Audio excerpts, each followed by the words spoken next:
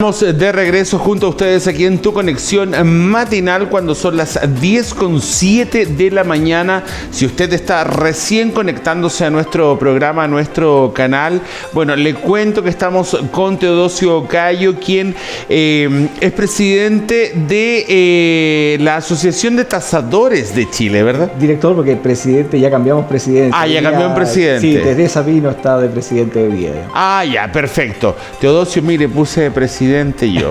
Pero bueno, directo. Pucha, qué rápido los chicos de allá del GC. Teodosio, estamos justo con usted porque queremos conversar de lo que desde otra mirada, porque ya hemos estado con varios expertos por el tema de lo que sucede en el edificio Kandinsky, en lo que ha sucedido en esto de las dunas de Concón, y quisiéramos tener su mirada, que también sabemos que es experto en este tema de las tasaciones y de la plusvalía. Esto que pasó en Concón finalmente, que ha concitado tanto la atención de la prensa mundial, ¿qué va a significar? ¿Esto va a significar una baja de precio en este tipo de propiedades?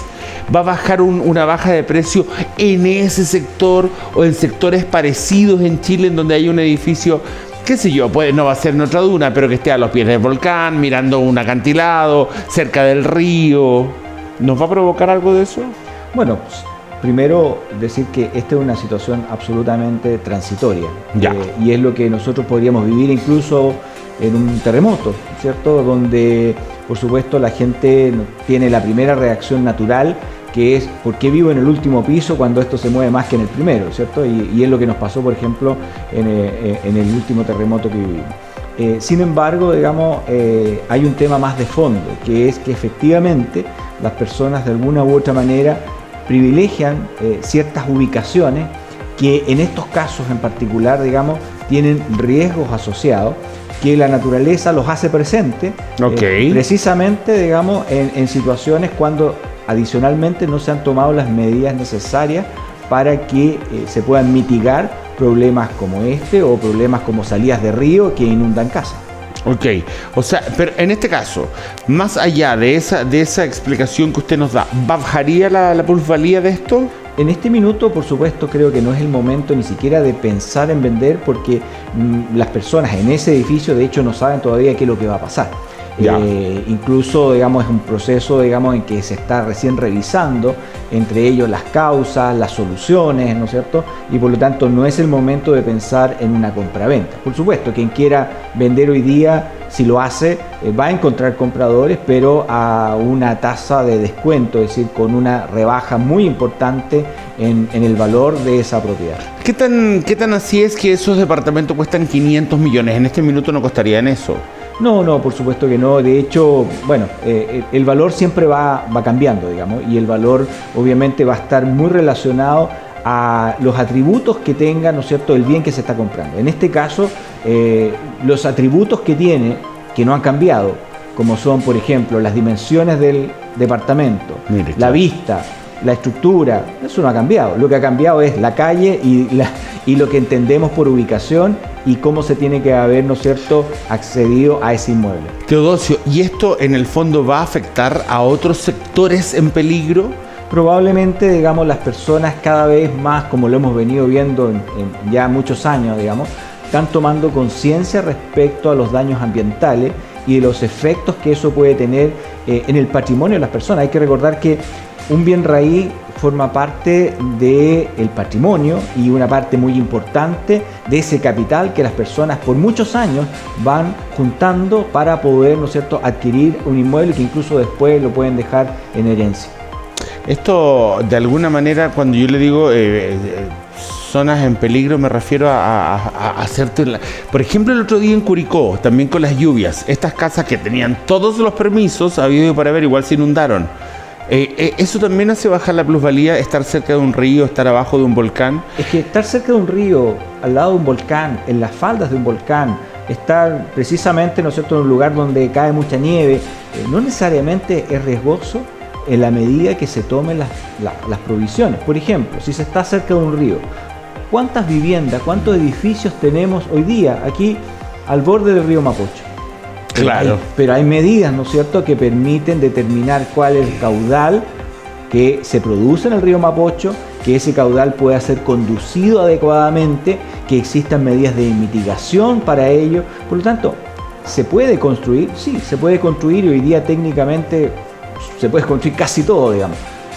Lo que hace falta es que cuando se otorgan esos permisos existan las medidas de mitigación adecuadas para que no ocurran cosas como la de las casas en Curicó.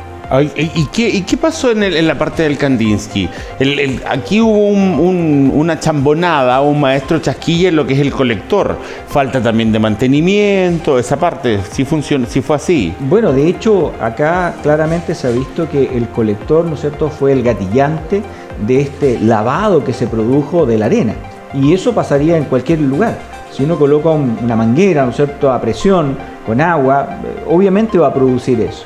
Y eso significa que este colector tiene que tener ciertas mantención o ciertas alertas, sobre todo cuando están ubicados en zonas tan sensibles como un campo dunar. Ok, Teodosio, y por otro lado, cuando estamos hablando de este tipo de situaciones, claro, el precio baja, pero según su experiencia como tasador, ¿vuelve a rebotar? Sí, de hecho... Cuando pase, digamos, la parte televisiva. Sí, si tomamos la experiencia del terremoto del año 85, en la quinta región, para no salirnos de la región, ¿cierto? Muchos edificios del borde costero quedaron absolutamente dañados a tal punto que hay algunos que tuvieron que construirle una pared adicional para colocar, ¿no es cierto?, los fierros donde corresponde. Bueno, todos esos edificios siguen en pie, todos esos edificios han seguido transando, todos esos edificios siguen con demanda y no se ha visto cambios sustanciales en los precios, muy por el contrario, siguen subiendo. Por lo tanto, como esto es cíclico, efectivamente cuando está el problema presente, el valor cae. Durante el periodo que dura la memoria colectiva, por supuesto cae. Ya, claro, pero es que esto no se va a resolver en 2 semanas, 3 semanas. No, de hecho el terremoto del año 2010, para la gente que más se afectó, por ejemplo en Concepción, piso 15, prácticamente se demoró 1 año en que los valores nuevamente volvieran, ¿no es cierto?, a ser más alto arriba que en los pisos inferiores, y más alto no porque los quisieran subir, sino que porque la demanda propiamente para esos departamentos empezó a reintegrarse a lo que habían en periodos antes del terremoto. Ah, perfecto. Bueno, ahora, otra cosa. Cuando estamos viendo esta situación, ¿se nos afectan otras del país? Por ejemplo, si yo voy a comprar sobre una duna que está en Chillán, ¿también voy a pedir una rebaja? Probablemente la demanda que tengan las personas sobre esos bienes que se construyen sobre una duna o sobre, por ejemplo, un borde de un río, sí va a hacer que los valores tengan una modificación importante. Eso es lo que es importante. Es exdirector, ¿verdad? Sí, en realidad soy director de la Asociación de Tasadores. Ya, sí. Ahora recién lo entendí, por eso le pregunté bien, porque primero cambié de presidente a director, después a exdirector y es director. Sí, perfecto. Teodosio, entonces, esto no... O sea, yo lo que estoy escuchándole acá, yo lo que estoy viendo su mirada, es que no hay un rebote tan importante, no hay una caída finalmente tan importante, lo que para muchos otros expertos sí. Hay otros expertos que dicen, yo no sé cómo arreglar esto. A ver, en este minuto probablemente el valor está absolutamente depreciado. Pero va a haber compradores, si es que alguien quisiera vender, que no es lo recomendable. ¿Y por qué va a haber compradores? Porque todos los propietarios de esas unidades también son dueños del suelo. Si el edificio no existiese en este minuto, son dueños del suelo. Y basta con ver en cuánto se han transado esos suelos para saber cuál es el valor que le corresponde a cada uno de esos propietarios. Si adicionalmente pensamos que el edificio no existe, se cae, bueno, hay un valor residual de ese edificio. Y eso significa que es el valor de recuperación de todo lo que está al interior de ese edificio. Por lo tanto, no es que el valor sea cero, cae, por supuesto, porque no es una unidad como la vemos hoy día. Justo le quería preguntar del valor. Si se compró en 500 millones, en este minuto, ¿en cuánto se podría vender? habría que hacer la evaluación, pero normalmente en los valores de liquidación, por ejemplo en situaciones de remate, los valores históricamente han caído hasta incluso un 40%. Pero en situaciones cuando no se pueden habitar, en realidad los valores caen aún más. Incluso llegan las construcciones a tener un valor que va de entre un 3 y un 5% del valor normal de mercado, ¿ya? Ese es el valor al cual normalmente llegan las construcciones, que se le suma el valor del suelo, que es un valor que normalmente se mantiene. O sea, ¿usted cree que se podría dar 100 millones por un departamento en este momento? Si vale 500, hay que sacar el 5% de la construcción más el valor del suelo, y ese sería el valor de ese departamento. ¿Y habrían bancos dispuestos a financiar este crédito? No, por supuesto que no. Digamos, en esta situación, digamos, las instituciones financieras no considerarían ese bien como una garantía aceptable. No obstante, hay que hacer presente que estas cosas van evolucionando en el tiempo. Y tal como lo decíamos hace un momento atrás, todos estos edificios que fueron afectados durante el terremoto del año 85 siguen transándose. Y siguen transándose a valores bastante altos si uno lo compara con edificios que no han sufrido los mismos daños. Kandinsky, Santorini, no me acuerdo el otro. Son edificios que en este minuto están en la palestra justamente por toda esta situación que se da. Sin embargo, la situación que se da tiene varias porqués, varias razones, ¿verdad? Está la mala forma en que se hizo el colector de agua o de aguas lluvias y cómo se llevó a cabo, pero también están los permisos que se otorgaron en lugares que en un principio estaban considerados para ser santuarios de naturaleza, ¿verdad? Qué sé yo, lugares protegidos. ¿Cuál es la mala praxis que usted ve aquí? Bueno, primero hay que considerar que las personas que compran lo hacen, ¿no es cierto?, de buena fe. Y de buena fe en el sentido de que están confiando primero en que la inmobiliaria que les vende, ¿no es cierto?, ha cumplido con toda la reglamentación vigente. Que los ingenieros, arquitectos, constructores, ¿no es cierto?, han hecho el trabajo como corresponde. Por lo tanto, quienes son los afectados hoy día directos son los menos involucrados en el proceso. Claro, eso es lo que hay que dejar muy claro. Es verdad. Luego de eso, si la inmobiliaria obtuvo, ¿no es cierto?, permisos para construir, quiere decir que ese permiso también tiene dotaciones de agua, luz, ¿no es cierto?, todas las factibilidades que le permiten llegar a la obtención de un permiso de construcción. O sea, en el fondo hay varios involucrados. Por supuesto, por eso, si vamos avanzando hacia atrás, ¿no es cierto?, primero están los afectados hoy día. Por supuesto. Dicho sea de paso, creo que no son las personas que tienen que correr con los costos de todo este problema. Y lo están haciendo. Lo están haciendo desde el momento que no pueden entrar a sus inmuebles.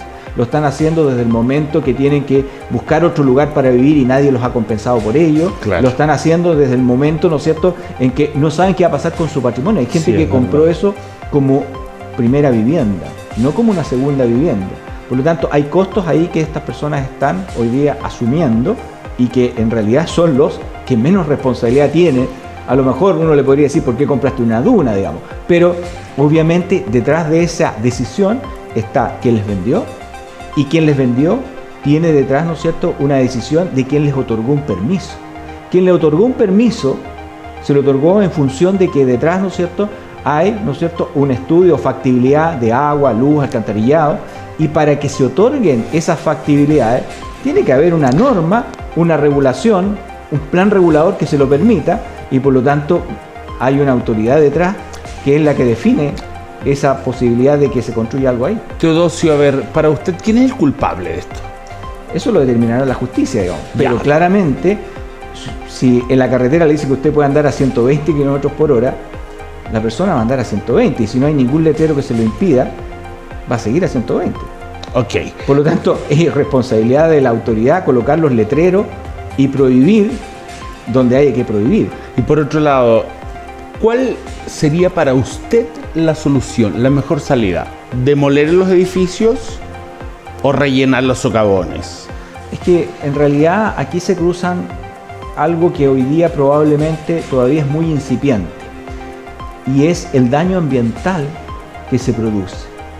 No hay que olvidarse, digamos, que estamos sobre un campo dunar, que hubo informes de protección sobre ese campo dunar, que hubo resoluciones judiciales y por lo tanto, si estuviéramos en otro lugar, probablemente mi respuesta inmediata sería rellenemos, porque efectivamente no hay nada ambiental probablemente que se dañe. Ya. Pero en este minuto hay que hacer una evaluación ambiental de qué es lo que significa en realidad del punto de vista ambiental, cuáles son los costos económicos totales involucrados y por lo tanto, si la decisión no es rellenar, sino que recuperar ese campo dunar, bueno, habrá que ver cómo se le compensa a estas personas que de buena fe y habiendo hecho estudios de título, habiendo, ¿no es cierto?, tenido una recepción final, habiendo la autoridad otorgado esa recepción final, cómo se les compensa por esta otra opción que usted está planteando. ¿Usted le ve un grado de responsabilidad a la autoridad en sí en esto, digamos,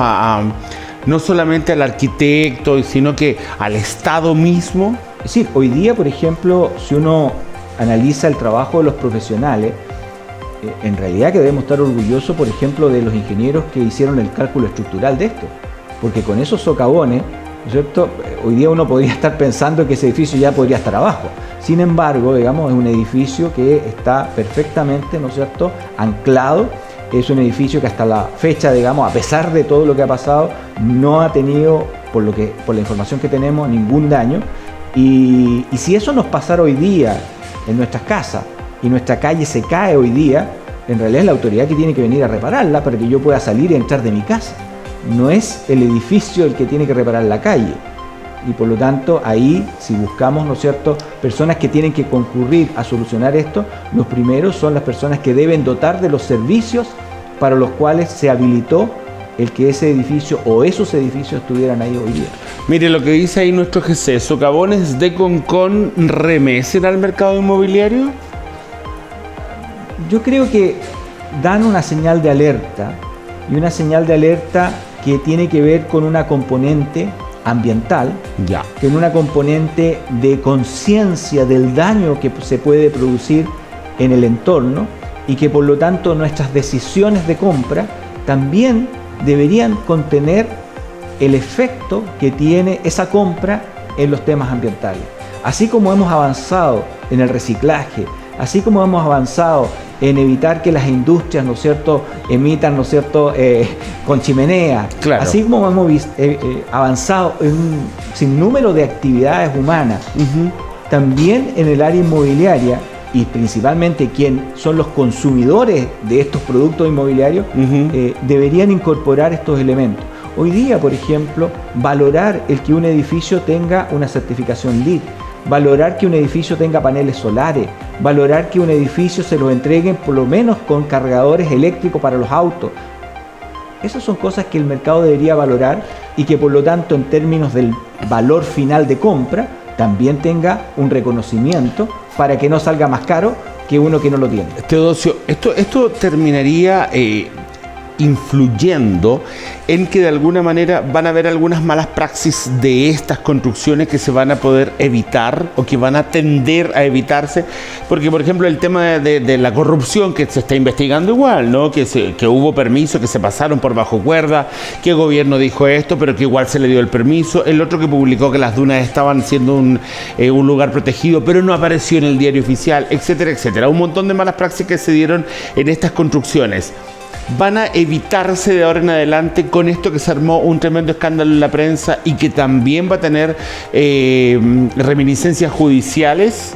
¿Debería cambiar eso en Chile o cree que también va a ser este efecto rebote de que por un par de años como que no, ya no van a pasar ningún permiso a los grandes empresarios, pero después va a volver a hacerse igual? ¿O cree que esto debería ser un precedente para que nuestra ley, nuestra normativa cambiara y ya no se pudieran hacer cosas de este tipo?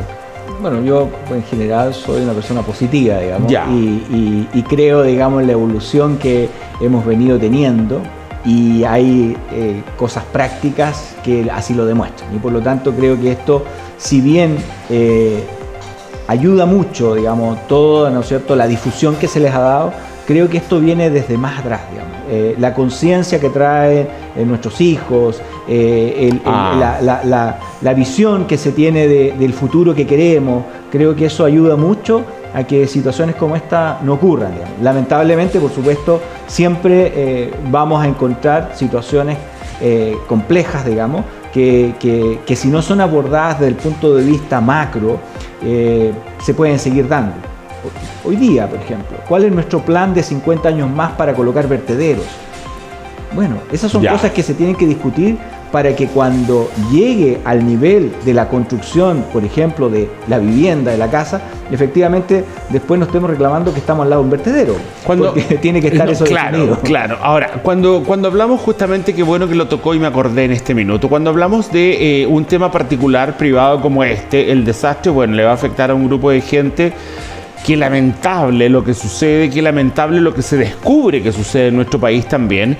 Sin embargo, cuando es un tema de casa social, ¿siente usted que se avanza con toda la reglamentación como corresponde?